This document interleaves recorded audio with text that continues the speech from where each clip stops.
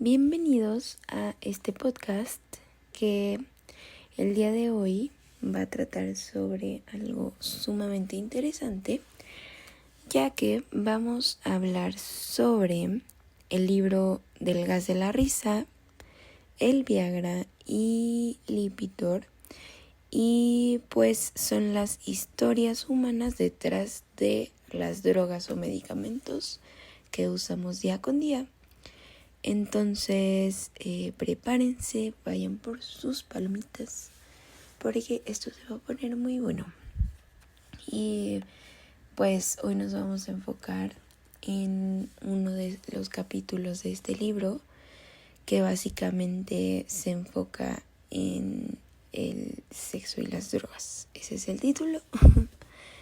Y pues nada, este podcast comienza con un sentimiento muy grande que todos yo creo que hemos experimentado, que todos conocemos, que es el amor.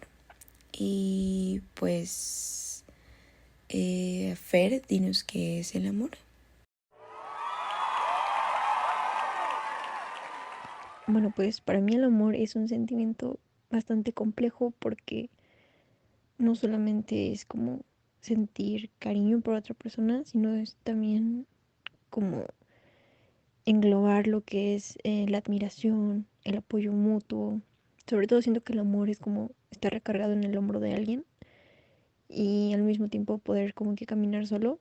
Es más bien ese acompañamiento y, y pues siento que es un sentimiento muy bonito que muy pocas personas sienten de verdad. Muchas personas lo confunden. Y bueno, para mí el amor es sobre todo ir a la par con alguien y aprender y crecer con alguien. Entonces es un sentimiento bastante completo que te hace crecer como persona.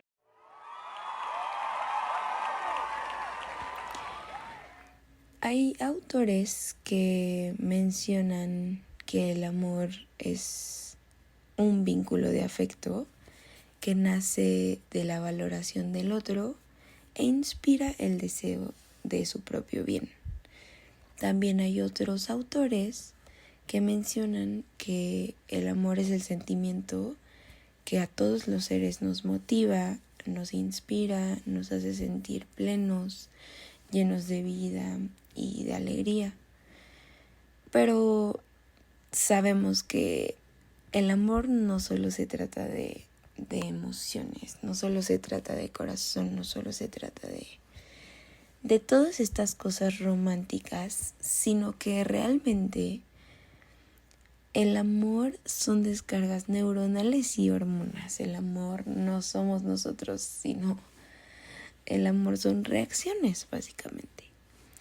Y nuestros sentimientos durante el amor se deben a la acción de neurotransmisores como la dopamina, la serotonina y pues también a neuropéptidos como la oxitocina y la vasopresina.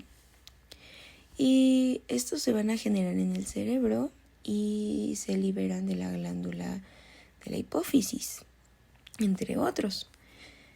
Y pues dentro de este enamoramiento también se puede presentar el amor sexual, que es donde nos comienza a hablar el libro, en donde este amor sexual fue originado por Afrodita, que todos conocemos como la diosa griega del amor, que también es diosa de la fertilidad y de la belleza. Y es un concepto muy interesante, ya que a partir de esta diosa se tiene el concepto de afrodisíaco, que viene de su nombre. Y este concepto es considerado como una sustancia que incrementa el deseo sexual entre las personas. Y es muy interesante, ya que van a existir 3 tipos de sustancias: fármacos, hormonas y otras sustancias que van a producir desinhibición y pérdida de los frenos naturales que nosotros mismos tenemos, que también se le puede llamar pues a todos estos instintos. Pero también le podemos llamar afrodisíaco a cualquier alimento u objeto que va a alimentar o aumentar el líbido. Por ejemplo, uno de los más comunes que quizá ni siquiera tenemos en cuenta se puede considerar el alcohol. Y pues dejando a un lado esto, o bueno, más bien profundizando más, los afrodisíacos realmente son de gran utilidad y de gran ayuda, aunque quizá no los tenemos presentes todo el tiempo. Pero estos van a apoyar a los pacientes con antidepresivos que sufren de la disminución del líbido como un efecto secundario, ya que de acuerdo con los mecanismos de acción, estos se pueden dividir en 7 categorías, que van a ser los antagonistas de la serotonina, los antagonistas adrenérgicos, agonistas colinérgicos, fármacos potenciadores de dopamina y los agonistas de autorreceptores y también los estimulantes. Y ya por último, se pueden considerar las hierbas. Los afrodisíacos son un tema bastante importante e interesante, ya que el estudio se puede obtener de plantas y animales y hay muchos ejemplos. Uno de ellos puede ser el yohimbín, que en realidad es un extracto de la corteza de un árbol que va a funcionar como un antagonista del enérgico, que va a ser similar a la trazodona y pues también va a funcionar como un antidepresivo sintético. Otro ejemplo puede ser la flor de belladona, la raíz de regaliz, la nuez moscada, y esta por sus propiedades psicotrópicas. Además, se pueden encontrar las vainas de vainilla y la pimienta, que pues también ahora se conocen como afrodisíacos y quizá son alimentos o flores que conocemos pero ni siquiera teníamos idea de que podían considerarse como tal. Otro ejemplo de un afrodisíaco es la ibogac, que es una planta de África Occidental y es muy interesante ya que es conocida como la cocaína de África. Y esta va a poder modular el nivel de serotonina en el sistema nervioso central. Y de hecho es muy curioso ya que los nativos mastican la raíz para poder permanecer inmóviles hasta casi 2 días para mantenerse alertas durante la caza, que es a lo que se dedican. También otro dato muy interesante es que los rinocerontes antes eran cazados y asesinados para poderles quitar sus cuernos, ya que se pensaba que eran afrodisíacos por su forma.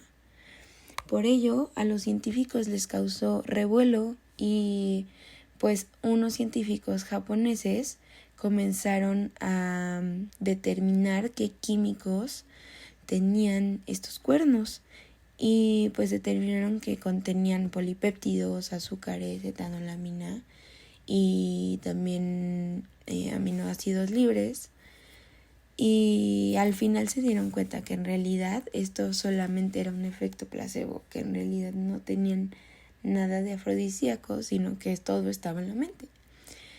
Y también es de suma importancia ya que ahora en la actualidad existen afrodisíacos sintéticos que comenzaron, o más bien que se descubrieron gracias a los efectos secundarios de los antidepresivos, ya que, por ejemplo, cuando la L-Dopa se recetó por primera vez para la enfermedad de Parkinson, se determinó que la hipersexualidad era un efecto secundario. Entonces, se llegó a considerar como un afrodisíaco milagroso que mostraba efectos secundarios similares a los que tenían todos los ejemplos anteriores y a lo que generaba la dopamina y la serotonina. Y gracias a esto se descubrió el Viagra y los medicamentos para la disfunción eréctil que se da en los hombres. Y es muy interesante también porque se estima que de 10 a 20 millones de hombres sufren de esta impotencia. Entonces, es muy curioso y muy impactante notar cómo en la antigüedad había como métodos crueles en donde, por ejemplo, se les insertaba una férula interna dentro de los genitales para poder tener este efecto. O sea, en realidad era una medida desesperada hasta que se lograron inventar inyecciones, pero eran muy dolorosas y eran localizadas. Entonces, con el paso del tiempo, se comenzó a experimentar con fenoxibenzamina hasta que se dieron cuenta que ya no tenían que recurrir a este tipo de inyecciones porque se llegó a conocer lo que es el Viagra, que ahora se sabe que es una droga oral que pues logra este mismo propósito. Y pues en realidad fue muy entretenido, ya que fue un golpe de suerte de Pfizer, ya que en realidad estaban haciendo pruebas de sildenafil, que pues en realidad era un pequeño fármaco para la angina. Pero después de realizar las pruebas y ver los efectos secundarios, se dieron cuenta que estos eran mágicos, ya que provocaba en los hombres un éxito rotundo y les como que les recobraba este sentimiento que ellos querían. Y llegó a tanto, escaló tanto, que requirió de una nueva síntesis o vía de síntesis, y llegando hasta el citrato de sildenafilo, y fue tanto el éxito que se alcanzaron los 4 millones de recetas tan solo en los primeros 6 meses. Y también la cifra que más impacto tiene es que se llegaron a los 411 millones de en cuanto a dinero en las primeras 12 semanas. Otra cosa importante que se dio es el uso de la píldora, que todos conocemos. Y fue uno de los desarrollos más significativos del siglo XX, ya que en realidad fue el descubrimiento de los anticonceptivos orales. Y pues estos son conocidos popularmente como la píldora, ya que pues fue gracias a la búsqueda del control de la fertilidad. Y esto también tiene un comienzo muy interesante, ya que en la antigüedad hacían hasta lo imposible para evitar el embarazo. Claramente depende mucho de la cultura y del lugar de donde estemos hablando, debido a la religión y todos estos factores externos. Sin embargo, había comunidades o lugares en donde se hacía hasta lo imposible para poder evitar este tipo de cosas. Por ejemplo, en una antigua receta anticonceptiva egipcia se usaba el estiércol de cocodrilo como ingrediente principal, que ahorita lo podemos pensar como algo imposible, que ni nos pudiera pasar por la cabeza que pudiera suceder o que lo pudiéramos consumir, pero era tanta la urgencia y la desesperación que llegaban a medidas desenfrenadas. Entonces, gracias a la vida, a los descubrimientos y a la ciencia, a finales de la década de 1930 se dio un descubrimiento accidental, y pues este reveló que el dímero de la planta fenol realmente poseía una alta actividad estrogénica, y después se sintetizó un estrógeno no esteroideo, ganando hasta el premio Nobel. Y curiosamente, el Reino Unido incluyó el dietil estilboesterol dimetil éter como un veneno en 1939, y esto lo hicieron por temor a que se utilizara como píldora abortiva. Pero bueno, aunque la progesterona, por lo tanto, se pudiera considerar como el anticonceptivo de la naturaleza, prácticamente era inactivo cuando se administraba por vía oral. Entonces, en 1951, Sintex en México, o sea, México tuvo lugar en esto, se descubrió la primera píldora anticonceptiva oral, la noretindrona. Y pues con el tiempo, como todo en esta vida, se presentaron desacuerdos. Y esto fue con propietarios sobre los pagos, ganancias y también las patentes. Por lo que Sintex finalmente pudo sintetizar después de todo esto y después de todo este rollo, las 4 hormonas esteroideas importantes que van a ser la progesterona, la testosterona, el estrógeno y la cortisona. Hasta que finalmente Birch descubre una metodología sintética que va a ser muy novedosa y pues también va a resultar indispensable para la creación de la primera píldora anticonceptiva oral, que va a estar dada por medio de la reducción por disolución de metales, que con el tiempo se le otorgó el nombre de reducción de Birch, debido pues, a su descubrimiento. Y bueno, el descubrimiento de los anticonceptivos orales realmente fue un gran triunfo para la industria farmacéutica. Pero más importante aún fueron los anticonceptivos orales, ya que estos contribuyeron a la emancipación de las mujeres de embarazos no deseados. Y pues gracias a esto, la ramificación social fue enorme y tuvo mucho crecimiento, ya que el descubrimiento de la píldora pues ayudó a impulsar la revolución sexual pues en los años 60 y 70. Y por eso es que tiene un impacto muy grande.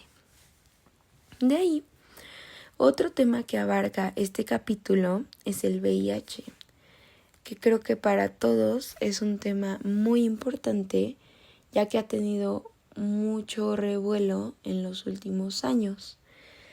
Y pues bueno, esto se dio a principios de la década de 1980, en donde el virus de la inmunodeficiencia humana fue identificado como el agente etiológico del síndrome de inmunodeficiencia adquirida, en donde más de 3 millones de personas en todo el mundo murieron a causa de esto en 2003.